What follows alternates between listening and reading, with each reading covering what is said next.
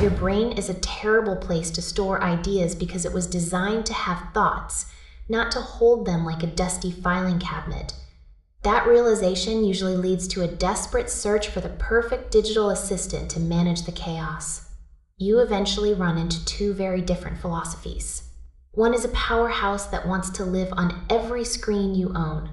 The other is a minimalist dream that only wants to live on your specific brand of hardware.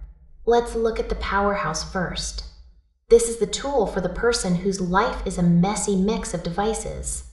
You might have a phone in your pocket from one company and a laptop on your desk from another. This software does not care where you are. It is there on the web. It is on your wrist. It is even integrated into your email inbox.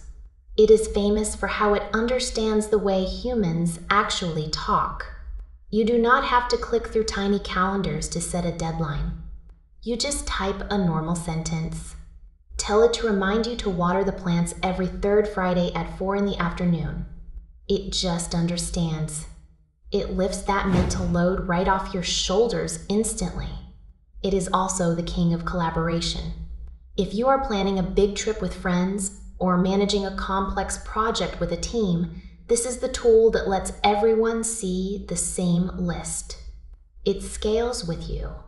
It starts simple, but it can become a massive engine of productivity if you feed it enough data. Then we have the other side of the coin. This is the choice for the person who values aesthetics and a sense of calm above all else.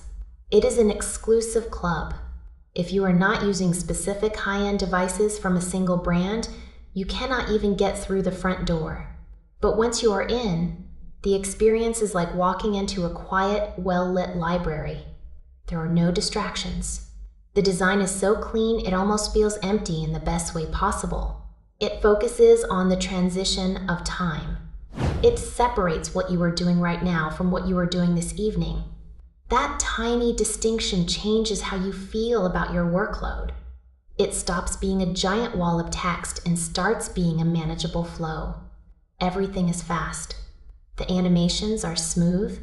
Checking off a task feels rewarding in a way that is hard to describe. It is personal. It is private. It is not for teams.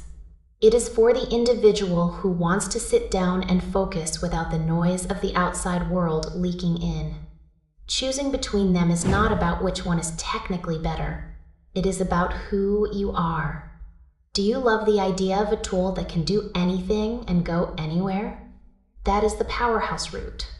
You get the flexibility to build a massive system. Or do you want a tool that forces you to be simple? That is the elegant route. You lose the ability to work on a PC or share lists, but you gain a sense of peace. One is about the utility of the tool.